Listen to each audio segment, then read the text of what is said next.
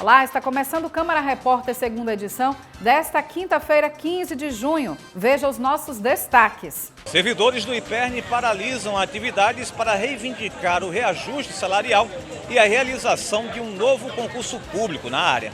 Políticas públicas voltadas para a comunidade LGBT são tema de audiência na Câmara Municipal de Natal. Projeto que inclui o ensino de robótica nas escolas municipais é aprovado na Câmara Municipal. Aqui no estúdio vou conversar com o economista e superintendente do Conselho Regional de Economia, Ricardo Valério. Em pauta, a reforma tributária e também a possibilidade de queda da taxa de juros, a Selic, pelo Banco Central. Vem conosco, o Câmara Repórter, segunda edição, está no ar.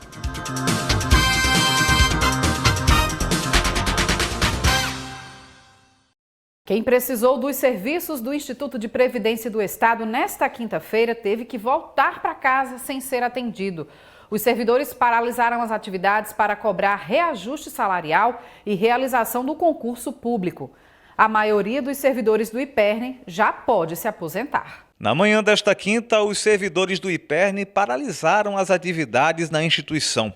Quem buscou o serviço deu viagem perdida. Eu acho até uma falta de sensibilidade, porque o meu é um problema do meu salário que não veio no mês passado. Pois é. E a gente recadastrou e ainda não regularizou. A senhora está aposentada, né? Sou aposentada. E veja bem, a gente pega um trânsito grande para chegar aqui. E quando chega, a menina não botou, não explicou direito no dia do meu requerimento, porque senão tudo normalizado. Faltou alguma coisa. Eu fui pegar uma declaração para levar para o sindicato de uma causa que o meu marido tinha na justiça, só que ele faleceu em novembro. Essa causa vai sair lá no sindicato. Eu tenho até hoje para levar essa declaração daqui. E aí? Desde novembro, que o meu esposo faleceu, dia 4 de novembro, que eu venho lutando por essa pensão. Eu não vim aqui mais de 30 vezes. E agora o que fazer? Porque estão em greve, né? Aí me não sei, porque me prometeram que eu ia receber hoje. Aí não tem ninguém que diga. Eu venho na Zona Norte, pagando o Uber. E não é a primeira vez, não. Qual que é o sentimento de dar essa viagem perdida aí? Eu estou arrasada só, né? Os servidores do IPERN reivindicam a reposição salarial e a reestruturação do plano de cargos, carreira e salários. Tem uma reestruturação da tabela do plano. Então tem trabalhador que tem mais tempo de serviço, que tem menos tempo de serviço, e isso conta para estar alocado aqui no plano. Porém, já tem estudo do pessoal aí que o IPERN comporta sim fazer essa reestruturação. Já houve conversações, negociações também, e agora é preciso que o governo pegue esse projeto, avance com ele, mande para a Assembleia Legislativa para poder ser votado, virar lei e os trabalhadores ter sua carreira reestruturada. Os servidores também reivindicam a realização de um novo concurso público para o IPERN. Dos 65 funcionários da ativa, apenas 4 ainda não possuem os requisitos para aposentadoria. Ou seja, a maioria dos servidores está para sair, o que pode inviabilizar o funcionamento do serviço. Por isso a importância do concurso público. Nós somos o órgão hoje do Executivo mais crítico em relação a servidor em recursos humanos, né? Por isso a gente está clamando ao governo que ele aprove o concurso do IPERN e mediante isso aí, reajusta a nossa tabela de plano de cargo e salário, tá há 9 anos defasado. Essa também é uma situação bastante vexatória. O governo do Estado, no mínimo, está pecando pela omissão com relação à Previdência. O Instituto tem pouco mais de 70 servidores. Desses aí, daqui a 2 anos, todos eles, 100%, já estão com tempo de se aposentar. E aí quem é que vai atender a demanda de pouco mais de 100 mil servidores públicos no estado do Rio Grande do Norte? Seja os aposentados, pensionistas e os ativos também, que têm seus processos aqui no IPERN, né, processos de licença médica, passam pela junta médica aqui, e os aposentados também, pensionistas. Então, para você ter uma ideia, mais de 95% dos servidores aqui já estão na situação de aposentadoria. Os atendimentos só serão retomados no IPERN na próxima segunda. A categoria terá uma nova rodada de negociação com o governo somente daqui a 2 semanas. A Federação dos Trabalhadores Rurais, Agricultores e Agricultoras Familiares do Estado fez uma mobilização nesta quinta para cobrar políticas públicas para o setor. Os manifestantes se reuniram na Central de Agricultura Familiar em Natal, no movimento chamado Grito da Terra. A FETARNE reivindica ao governo estadual e também federal a realização de ações e políticas para desenvolver o setor. A federação destaca a importância da agricultura familiar na produção de alimentos e na segurança alimentar e nutricional. Portanto, é um evento propositivo que traz diversas propostas importantes na nossa pauta que nós esperamos que sejam atendidos pela governadora Fátima Bezerra, e assim sendo, nós vamos ter o fortalecimento de diversas políticas importantes para a agricultura familiar, como programa de semente, como programa de compras públicas e, por que não dizer, do mercado da agricultura familiar, onde se concentra nesse momento esse evento, o 20º Grito da Terra. Nós queremos que seja expandido a questão da comercialização, da produção em todo o estado do Rio Grande do Norte. Portanto, o nosso Grito da Terra do Rio Grande do Norte, ele vem com o objetivo de que as pessoas, os agricultores e agricultoras familiares, tenham acesso à terra, tenham acesso à comercialização, tenham acesso à assistência técnica, porque assim sendo, nós vamos fortalecer a agricultura familiar desse estado. E a Petrobras anunciou nesta quinta uma nova redução no preço da gasolina. Edesiane Moreno traz para a gente informações sobre se essa redução de fato chegará ao bolso do consumidor final. De acordo com o anúncio feito pela Petrobras, a partir desta sexta-feira haverá uma redução de 13 centavos no litro da gasolina vendida às distribuidoras, que passará a custar R$ 2,66. A Petrobras informa que, se os agentes da cadeia de combustíveis, que seriam distribuidoras e postos, mantiverem o valor de suas parcelas, o preço final ao consumidor será de R$ 5,33 por litro. Já a refinaria Clara Camarão, em Guamaré, que passou a ser administrada pela 3R Petroleum, baixou cerca de 6 centavos o preço da gasolina e do diesel vendido às distribuidoras no estado. Apesar disso, os valores dos combustíveis continuam acima do praticado pela Petrobras, pois no dia em que assumiu a refinaria, a empresa aumentou 51 centavos no preço do óleo diesel e 23 centavos no litro da gasolina tipo A. Com isso, ainda não é possível saber ao certo qual será o preço para o consumidor final. Estamos no mês de conscientização sobre a cardiopatia congênita. No Brasil, cada 1.000 crianças nascidas, de 8 a 10 têm algum problema no coração. As mobilizações servem para chamar a atenção do poder público para o diagnóstico precoce. Há 3 anos nascia Francisco, segundo filho da Maria Sueli. Logo após o parto, a criança foi diagnosticada com cardiopatia congênita.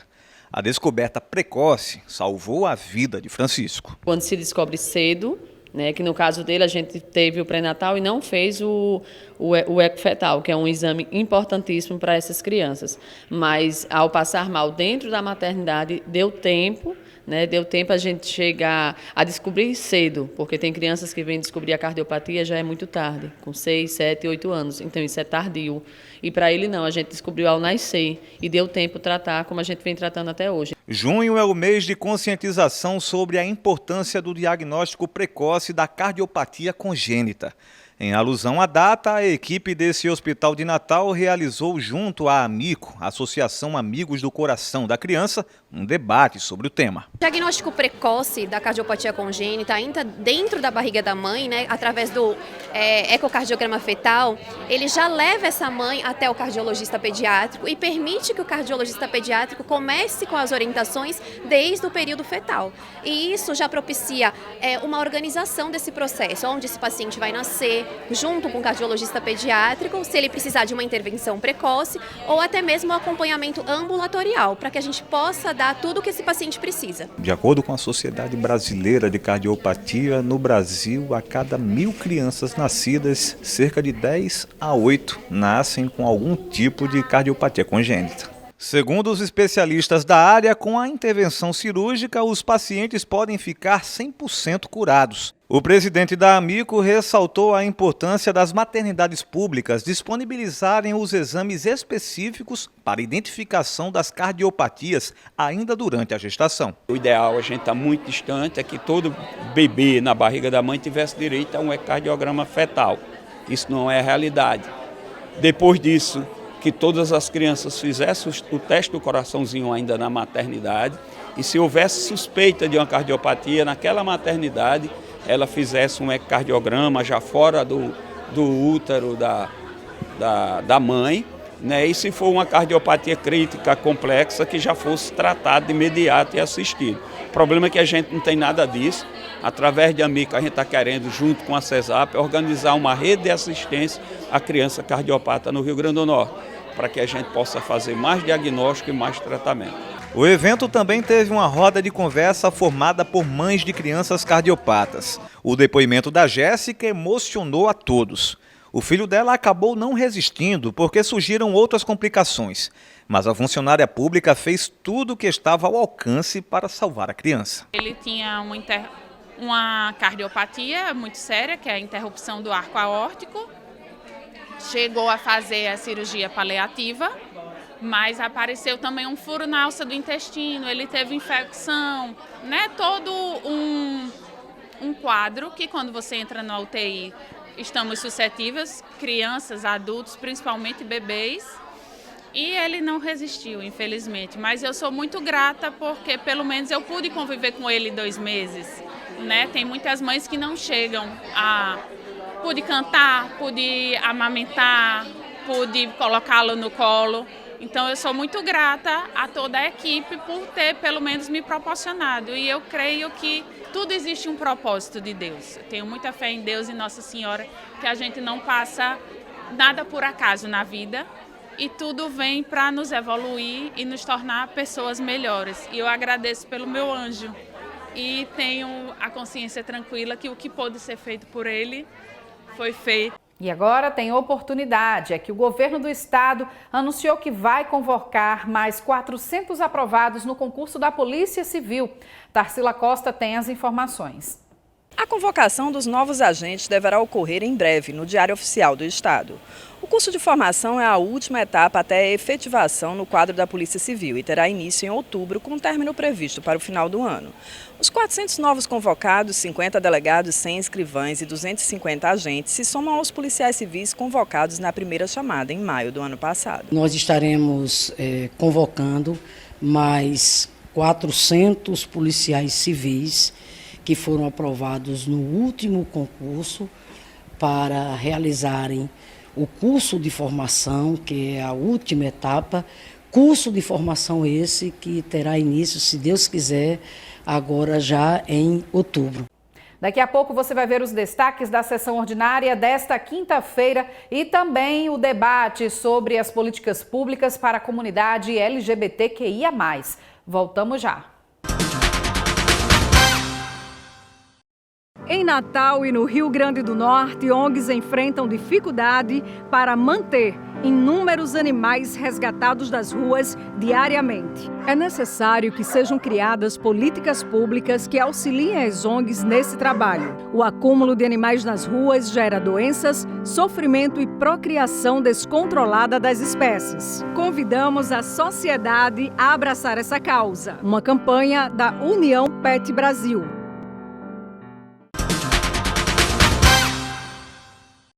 Estamos de volta com os destaques da sessão ordinária desta quinta-feira. O presidente da Comissão de Turismo da Câmara Municipal, vereador Dixon Júnior, abriu o pequeno expediente da sessão ordinária desta quinta-feira, criticando a exclusão por parte do Executivo Municipal em participar de uma reunião entre a Prefeitura e o SEBRAE, que tratou sobre o turismo local. É lamentável, porque foi uma reunião de SEBRAE com a parceria da Prefeitura, através da Secretaria de Turismo, onde eles fizeram uma pesquisa bem detalhada sobre um raio-x sobre o turismo aqui em Natal, né, com números bem detalhados que interessa a nós vereadores ter essas informações, né? Então ninguém da comissão, nem a comissão de forma coletiva foi convidada e nem vereador individualmente, nenhum dos 29 vereadores.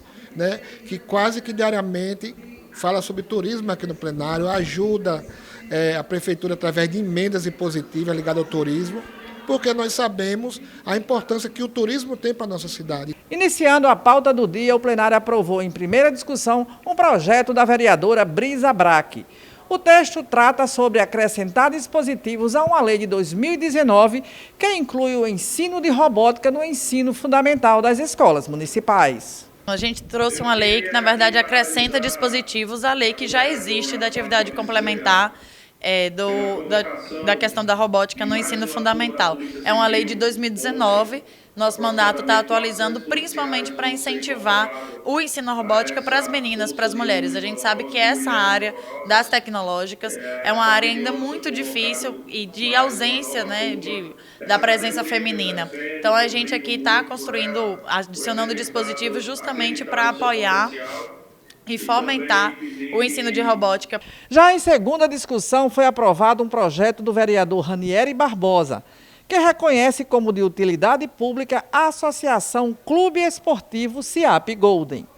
De acordo com o parlamentar, a instituição realiza ações sociais direcionadas para adolescentes. O reconhecimento de utilidade pública municipal é muito importante para instituições como o Clube CIAP Golden, que trabalha fomentando o esporte. Hoje, o CIAP Golden já tem um trabalho pautado para crianças e adolescentes na prática esportiva do futebol e eles querem ampliar para que tenham condições tanto de projetos sociais serem inseridos, como até outras atividades esportivas. As políticas públicas para a comunidade LGBTQIA+, foi tema de uma audiência pública nesta quinta aqui na Câmara Municipal de Natal. O debate foi em alusão ao mês do orgulho, que é marcado por vários movimentos por direitos e cidadania. A audiência pública de propositura da vereadora Brisa Braque trouxe as cores do movimento para o plenário da Casa Legislativa. O debate teve como objetivo reforçar a importância de políticas públicas destinadas à população LGBTQIA+.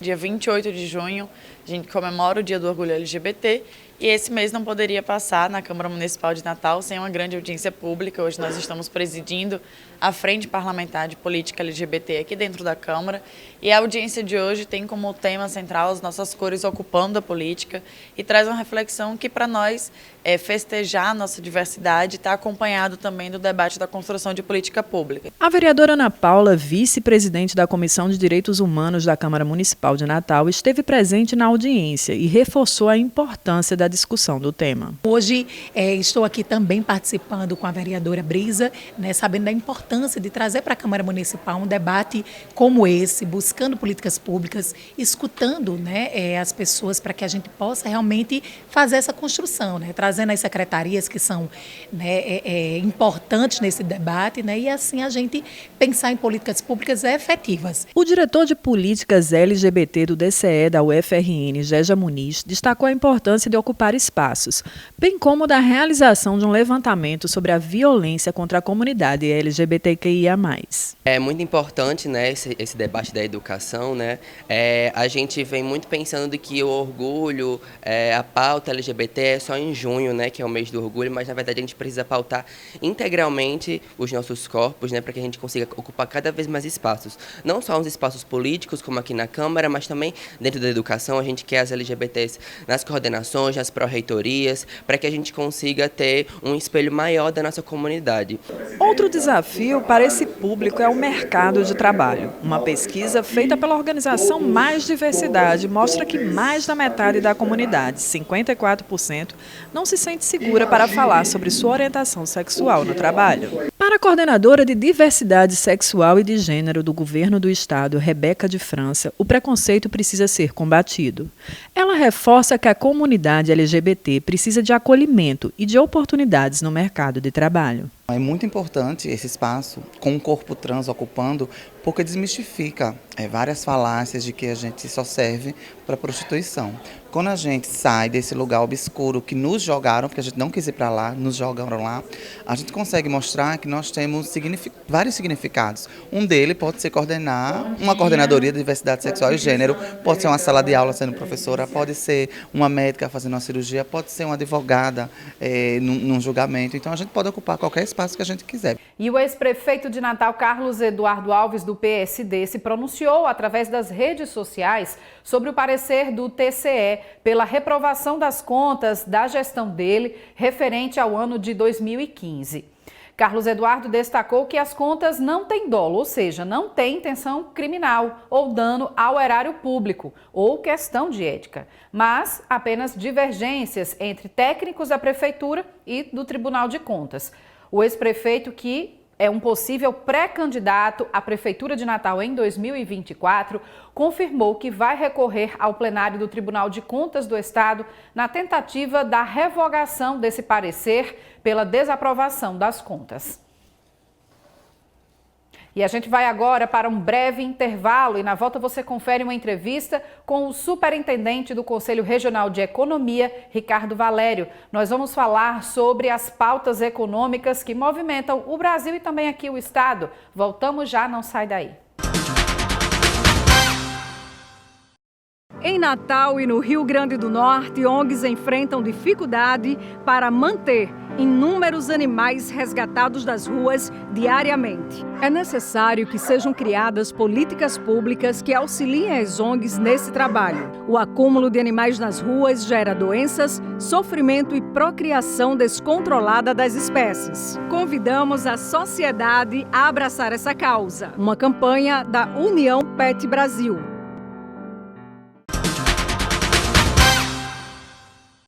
Estamos de volta com o Câmara Repórter, recebendo aqui no nosso estúdio o economista e superintendente do Conselho Regional de Economia, Ricardo Valério, para conversar aqui com a gente dessas várias pautas econômicas que têm movimentado o país e também aqui o Rio Grande do Norte. Ricardo, seja muito bem-vindo aqui ao Câmara Repórter.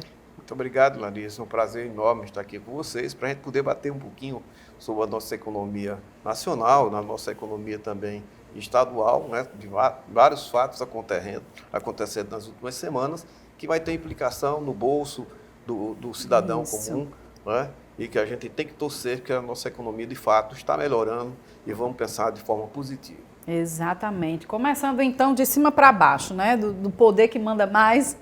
Vamos lá, começando de cima dessas discussões que têm ocorrido no Congresso Nacional, realmente já pelo avanço da apresentação da tão esperada, né, de muitos anos, a proposta da reforma tributária que vem pelo governo federal, mas também que tem de outras frentes, projetos, enfim, propostas de emenda à Constituição que se quer apresentar, mas para, enfim, com esse fim da reforma tributária, para tentar simplificar, né, os tributos aqui no país. Uma das correntes que vem se fortalecendo mais no Congresso Nacional diz respeito à criação de um imposto único ou então até mesmo de um imposto dual, né, o IVA dual, imposto sobre valor agregado, é isso? Como é que o senhor tem avaliado aí já essas propostas que já começam a ser discutidas? De forma muito positiva, né? A gente estamos esperando já, o Brasil patina há 40 anos que se fala na questão da reforma tributária. E por que isso nunca ia para frente? Porque, obviamente, quando se fazia as contas, alguns estados tinham prejuízos, outros tinham lucros, né? A União também tinha perdas, os municípios tinham perdas. A grande vetor que está levando essa proposta à frente é que eles estão encontrando um ponto de equalização de forma que ninguém vai perder nada no momento. Vai ter uma câmara de compensação, de forma que as medidas que estão sendo tomadas, uma delas é a simplificação dos impostos, né? Nós precisamos ter essa reforma tributária porque ela amplia a perspectiva para o Brasil, vai ter a simplificação da arrecadação. Hoje se gasta no Brasil 140 bilhões por ano somente para você ter contabilidade e setor jurídico nas empresas para poder interpretar as diversas complexidades dos nossos tributos, que é um verdadeiro manicômio a você trabalhar com a situação atual. A tendência é nós termos o IVA, conforme você citou, um IVA a nível federal que vai fundir o IPI, o PIS e o CONFINS nesse IVA, que a arrecadação será federal, e ter o outro IVA que vai juntar o ISS com o ICMS, que vai ser compartilhado entre estados e municípios. Isso vai simplificar de forma extraordinária a nossa reforma tributária, vai dar mais credibilidade para o Brasil. O custo Brasil, que a gente fala tanto, que mina a nossa economia, ele vai cair sensivelmente, né? E de forma que tem que ter também a questão da justiça social. Exatamente, né? Que é o que se fala também isso, essa proposta, enfim, de bastidor ainda, porque ainda não foi de fato oficializada a proposta que vai ser discutida pelos parlamentares lá em Brasília. Mas o governo tem procurado, de fato, apresentar um projeto, quando isso acontecer, que a previsão é que seja para o segundo semestre, de que contemple a justiça social, por exemplo, especialmente dentro dessa questão da declaração de imposto de renda, por exemplo, que hoje a gente sabe que o maior pagador, vamos assim dizer, de imposto ao governo federal é o trabalhador de renda mais baixa, que ganha ali na faixa dos 2 salários mínimos, 2 salários mínimos e meio. Pode vir realmente a contemplar isso para aliviar essa classe, por exemplo? Com toda certeza está se prometendo a gente ter uma posição regressiva, de que você vá diminuindo os impostos, aumentando para quem ganha mais. A prova maior da boa intenção, e porque ela está tão bem-vinda, é que, por exemplo, já está se vendo, o Brasil é um dos países do mundo que tem mais imposto sobre consumo. Por exemplo, o ICMS, quando você compra um pacote de feijão por R$10, o cidadão que ganha um salário mínimo, ele vai pagar 1,70 de ICMS. Aquele cidadão que ganha 100 salários mínimos, 130 mil reais, paga os mesmos 1,70. Isso não é justo. É uma desproporcionalidade enorme. Daí, muito bem bolado, o que estão chamando o cashback, que esse cashback vai ser voltado justamente para a população mais vulnerável. Obviamente que isso está sendo envelopado, né, mas eu imagino que vai ser contabilizado isso pelo CPF de cada cidadão. Possivelmente, quem terá direito ao cashback está para ser definido, mas talvez quem ganha até 2 salários mínimos, né, no momento que ele comprar, o mercado vai ter que se virtualizar totalmente. Mesmo o mercadinho do interior, ele vai ter que ter a nota fiscal eletrônica. Ninguém vai vender mais nada com a grande sonegação que tem atualmente. Mas essa nota fiscal é quem vai contabilizar esse cashback para você ter de volta. Aquilo que a população vulnerável pagou igual ao rico, ele vai ter um crédito de volta para que ele haja o equilíbrio, né? Do mesmo jeito, está se acabando algumas injustiças. A gente paga o IPVA de um carrinho popular, IPVA de um valor relativamente alto, enquanto que helicópteros, aeronaves e iates não se paga nada de IPVA. Então, esse equilíbrio está se buscando de forma que a reforma tributária, com todo o governo, veio para emplacar e com essas câmaras de compensação, com toda certeza, vai ter a aceitação de toda a população. E com detalhe ainda em relação ao regionalismo. Está sendo criado o que chama Fundo de Desenvolvimento dos países, dos estados mais pobres, né, voltado aqui para o Norte e para o Nordeste. Esse Fundo de Desenvolvimento é uma câmara setorial que vai ficar fazendo justamente a compensação para a gente acabar ou diminuir com essa desigualdade regional que existe no nosso Brasil continental. Tá certo, então vamos aguardar as cenas aí dos próximos capítulos de como vai vir esse pacote da reforma tributária. E, Ricardo, o governo federal também lançou agora, para o início desse mês, tinha anunciado no fim do mês passado, mas consolidou agora, semana passada, o programa federal que criou o Desenrola para a questão de resolução das dívidas de até R$5 mil e também para um incentivo, por outro lado, à indústria automobilística, para redução aí no preço de automóveis, mas também chegando para caminhões e ônibus também, né? Para, enfim, estimular aí a questão da mobilidade urbana. Como é que o senhor avalia esses programas? O Desenrola, ele realmente é algo que veio em boa hora, por exemplo?